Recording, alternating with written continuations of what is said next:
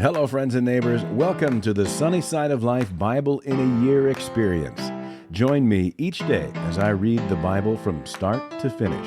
I'm reading from the Life Application Study Bible, New Living Translation, published by Tyndale House Publishers. I pray this daily reading will bless you as much as it does me. So let's get started. April 9th, 1 Kings chapters 10 through 12. When the Queen of Sheba heard of Solomon's fame, which brought honor to the name of the Lord, she came to test him with hard questions. She arrived in Jerusalem with a large group of attendants and a great caravan of camels loaded with spices, large quantities of gold, and precious jewels. When she met with Solomon, she talked with him about everything she had on her mind. Solomon had answers for all her questions. Nothing was too hard for the king to explain to her. When the Queen of Sheba realized how very wise Solomon was, and when she saw the palace he had built, she was overwhelmed.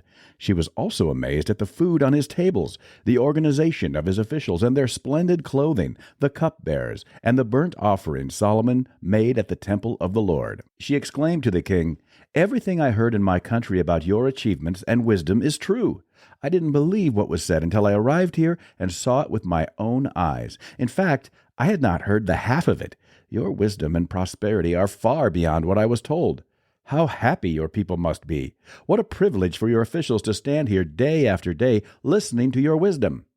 Praise the Lord your God, who delights in you and has placed you on the throne of Israel. Because of the Lord's eternal love for Israel, he has made you king so you can rule with justice and righteousness." Then she gave the king a gift of 9,000 pounds of gold, great quantities of spices, and precious jewels. Never again were so many spices brought in as those the Queen of Sheba gave to King Solomon. In addition, Hiram's ships brought gold from Ophir, and they also brought rich cargoes of red sandalwood and precious jewels. The king used the sandalwood to make railings for the temple of the Lord and the royal palace, and to construct lyres and harps for the musicians. Never before or since has there been such a supply of sandalwood. King Solomon gave the Queen of Sheba whatever she asked for, besides all the customary gifts he had so generously given.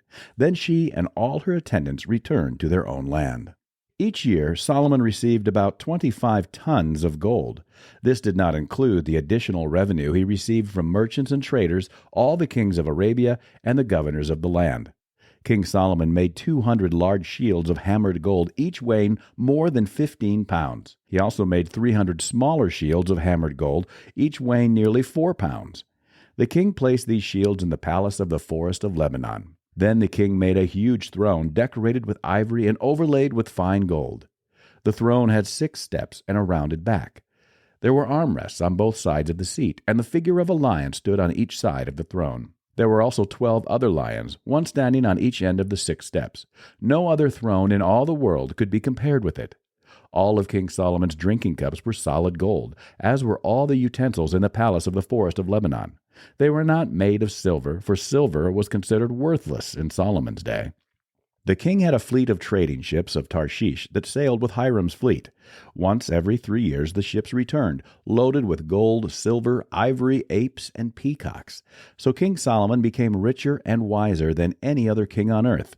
People from every nation came to consult him and to hear the wisdom God had given him. Year after year, everyone who visited brought him gifts of silver and gold, clothing, weapons, spices, horses, and mules. Solomon built up a huge force of chariots and horses. He had 1,400 chariots and 12,000 horses. He stationed some of them in the chariot cities and some near him in Jerusalem. The king made silver as plentiful in Jerusalem as stone, and valuable cedar timber was as common as the sycamore fig trees that grow in the foothills of Judah. Solomon's horses were imported from Egypt and from Cilicia. The king's traders acquired them from Cilicia at the standard price. At that time, chariots from Egypt could be purchased for 600 pieces of silver, and horses for 150 pieces of silver. They were then exported to the kings of the Hittites and the kings of Aram. Now King Solomon loved many foreign women. Besides Pharaoh's daughter, he married women from Moab, Ammon, Edom, Sidon, and from among the Hittites. The Lord had clearly instructed the people of Israel, "You must not marry them, because they will turn your hearts to their gods."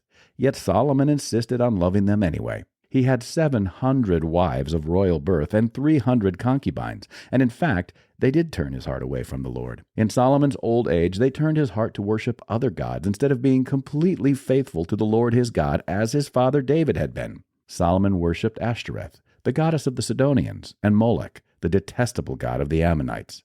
In this way, Solomon did what was evil in the Lord's sight. He refused to follow the Lord completely, as his father David had done. On the Mount of Olives east of Jerusalem, he even built a pagan shrine for Shamash, the detestable god of Moab, and another for Molech, the detestable god of the Ammonites. Solomon built such shrines for all his foreign wives to use for burning incense and sacrificing to their gods. The Lord was very angry with Solomon, for his heart had turned away from the Lord, the God of Israel, who had appeared to him twice. He had warned Solomon specifically about worshiping other gods, but Solomon did not listen to the Lord's command. So now the Lord said to him, "Since you have not kept my covenant and have disobeyed my decrees, I will surely tear the kingdom away from you and give it to one of your servants. But for the sake of your father David, I will not do this while you are still alive. I will take the kingdom away from your son. And even so, I will not take away the entire kingdom. I will let him be king of one tribe, for the sake of my servant David and for the sake of Jerusalem, my chosen city." Then the Lord raised up Hadad the Edomite, a member of Edom's royal family, to be Solomon's adversary. Years before, David had defeated Edom. Joab, his army commander, had stayed to bury some of the Israelite soldiers who had died in battle. While there, they killed every male in Edom. Joab and the army of Israel had stayed there for 6 months, killing them. But Hadad and a few of his father's royal officials escaped and headed for Egypt. Hadad was just a boy at the time. They set out from Midian and went to Paran, where others joined them. Then they traveled to Egypt and went to Pharaoh, who gave them a home, food, and some land. Pharaoh grew very fond of Hadad, and he gave him his wife's sister in marriage, the sister of Queen Tahpenes. She bore him a son named Genubath. Tahpenes raised him in Pharaoh's palace among Pharaoh's own sons. When the news reached Hadad in Egypt that David and his commander Joab were both dead, he said to Pharaoh, "Let me return to my own country." "Why?" Pharaoh asked him. "What do you lack here that makes you want to go home?" "Nothing," he replied. "But even so, please, let me return home." God also raised up Rezon, son of Eliada, as Solomon's adversary. Rezon had fled from his master, King Hadadezer of Zobah, and had become the leader of a gang of rebels. After David conquered Hadadezer, Rezon and his men fled to Damascus, where he became king. Rezon was Israel's bitter adversary for the rest of Solomon's reign, and he made trouble, just as Hadad did.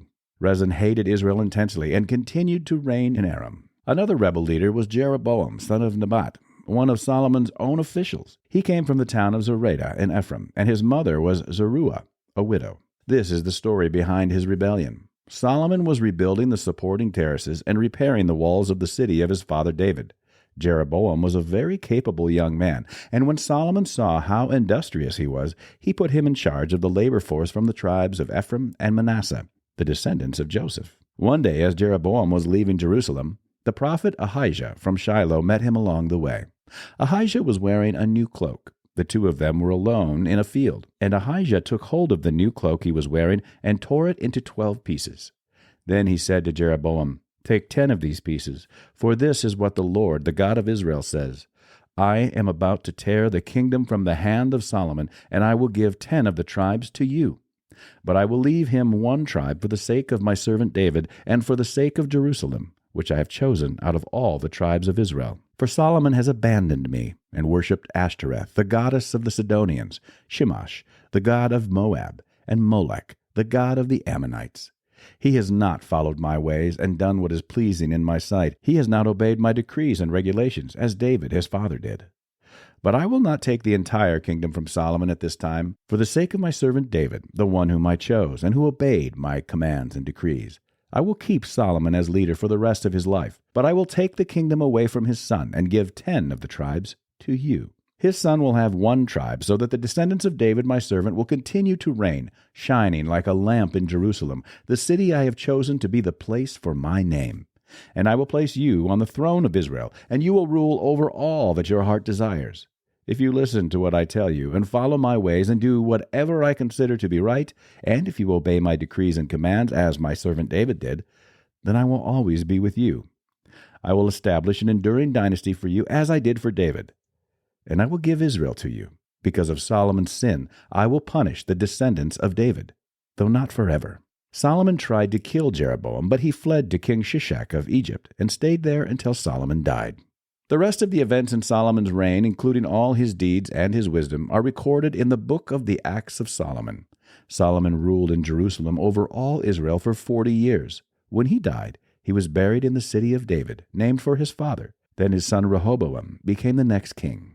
Rehoboam went to Shechem, where all Israel had gathered to make him king. When Jeroboam son of Nebat heard this, he returned from Egypt, for he had fled to Egypt to escape from King Solomon. The leaders of Israel summoned him, and Jeroboam and the whole assembly of Israel went to speak with Rehoboam. "Your father was a hard master," they said. "Lighten the harsh labor demands and heavy taxes that your father imposed on us. Then we will be your loyal subjects."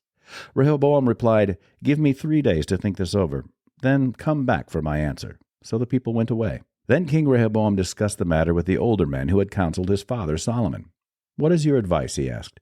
"How should I answer these people?" The older counselors replied, "If you are willing to be a servant to these people today and give them a favorable answer, they will always be your loyal subjects." But Rehoboam rejected the advice of the older men and instead asked the opinion of the young men who had grown up with him and were now his advisers. "What is your advice?" he asked them. "How should I answer these people who want me to lighten the burdens imposed by my father?" The young men replied, "This is what you should tell those complainers who want a lighter burden. My little finger is thicker than my father's waist. Yes, my father laid heavy burdens on you, but I'm going to make them even heavier. My father beat you with whips, but I will beat you with scorpions." 3 days later, Jeroboam and all the people returned to hear Rehoboam's decision, just as the king had ordered. But Rehoboam spoke harshly to the people, for he rejected the advice of the older counselors and followed the counsel of his younger advisers. He told the people, "My father laid heavy burdens on you, but I'm going to make them even heavier. My father beat you with whips, but I will beat you with scorpions."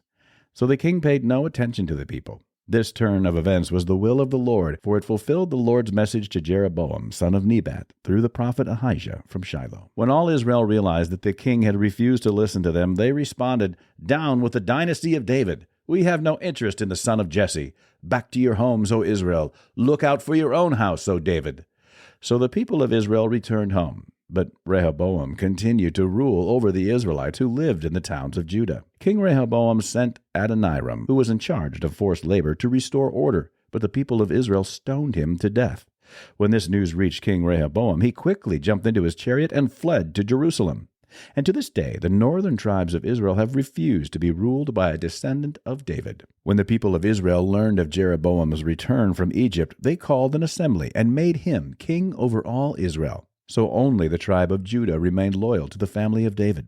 When Rehoboam arrived at Jerusalem, he mobilized the men of Judah and the tribe of Benjamin, 180,000 select troops, to fight against the men of Israel and to restore the kingdom to himself. But God said to Shemaiah, the man of God, "Say to Rehoboam, son of Solomon, king of Judah, and to all the people of Judah and Benjamin, and to the rest of the people, this is what the Lord says: Do not fight against your relatives, the Israelites.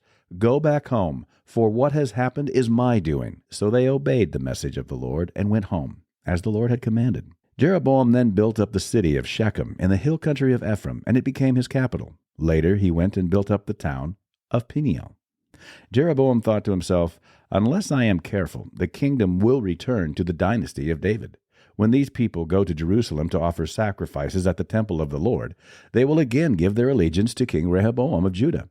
They will kill me and make him their king instead." So on the advice of his counselors, the king made 2 gold calves. He said to the people, "It is too much trouble for you to worship in Jerusalem. Look, Israel, these are the gods who brought you out of Egypt." He placed these calf idols in Bethel and in Dan, at either end of his kingdom. But this became a great sin, for the people worshipped the idols, traveling as far north as Dan to worship the one there. Jeroboam also erected buildings at the pagan shrines and ordained priests from the common people, those who were not from the priestly tribe of Levi. And Jeroboam instituted a religious festival in Bethel, held on the 15th day of the 8th month, in imitation of the annual festival of shelters in Judah. There at Bethel he himself offered sacrifices to the calves he had made, and he appointed priests for the pagan shrines he had made. So on the 15th day of the 8th month, a day that he himself had designated, Jeroboam offered sacrifices on the altar at Bethel. He instituted a religious festival for Israel, and he went up to the altar to burn incense. That's it for today, friends. Feel free to read ahead on your own. Before I go, let's share the Lord's Prayer together. Our Father who art in heaven, hallowed be thy name. Thy kingdom come, thy will be done, on earth as it is in heaven. Give us this day our daily bread, and forgive us our trespasses, as we forgive those who trespass against us. Lead us not into temptation, but deliver us from evil. For thine is the kingdom, and the power, and the glory forever.